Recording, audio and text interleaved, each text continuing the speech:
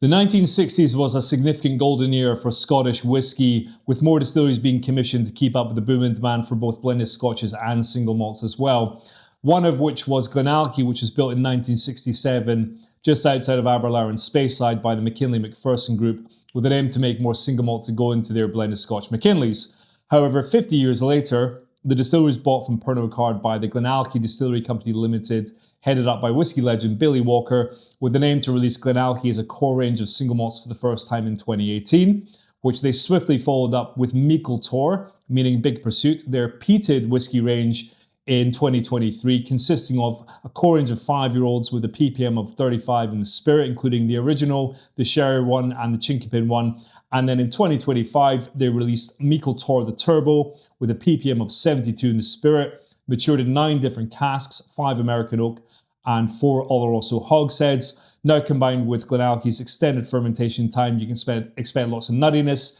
caramel, toffee, dark chocolate, and smoking oak flavours. For the best part of 200 years, Talisker had dominion in Skye as being the only distillery producing single malt. However, when Torraveg came along, they actually had to change the labels on the bottles from the only single malt from Skye to the oldest distillery in Skye. And though the planning for Torraveg started in 2002, the first spirit didn't run off the stills until 2017, exemplifying the patience and grit you need to build a distillery in Scotland. Though, with several hundred years of hindsight behind him, founder Neil Matheson had the very clever idea of putting in a removable slate roof so the stills could be changed more easily when the time came. And Smoke with Taste has become the official modus operandi of Torraveg Distillery, with their spirit generally peaked around 78 ppm. And though the 10-year-old isn't due out until 2027, you can currently explore the legacy series such as Knocknamoyne with a ppm of 78.4, which is matured in a combination of Oloroso and PX casks, with a lovely spicy, toasted, nutty flavour with lots of citrus zest and barbecue smoke.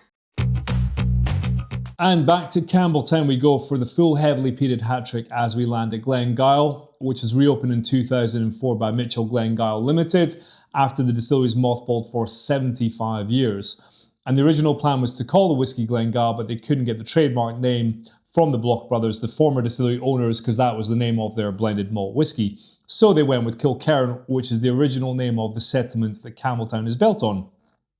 The distillery itself only operates 3 months of the year, only has 2 stills inside, and their core range of whiskies is actually lightly peated to around 15 ppm. It was first released in 2009. However, in 2019, saw the release of Kilkerran Batch 1, which had a ppm of 84, matured in ex-bourbon and ex-sherry casks with a heady array of flavours, including candied and grilled fruits, salted popcorn, and barbecued meats.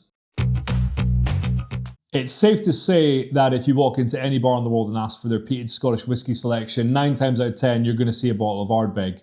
which was a distillery that was shuttered in 1981 until Glenmorangie bought it over in 1997 and reopened it, and is now owned by parent company Louis Vuitton Moet Hennessy, who also sell a lot of champagne and handbags, as well as whiskey. And if Lefroy is known for its seaweed, iodine and smoked kippers,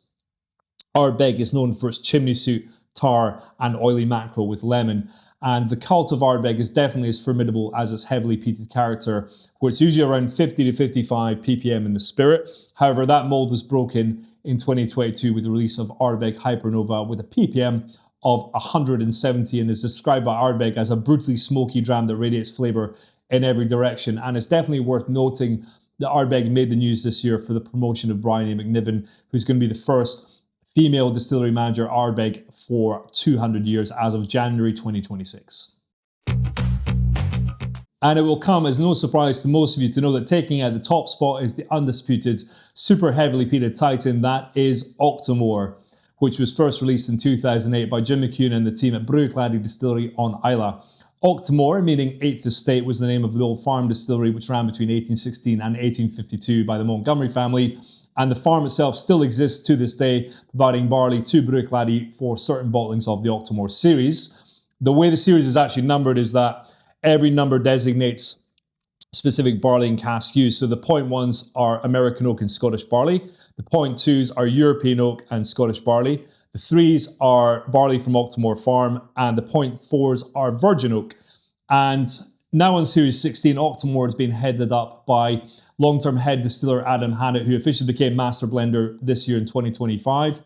And the ppm ranges anywhere from around 80 ppm all the way up to the highest release of all time, which was 8.3, released in 2018, which was matured in a combination of American oak and French red wine casks with a ppm of 309.1.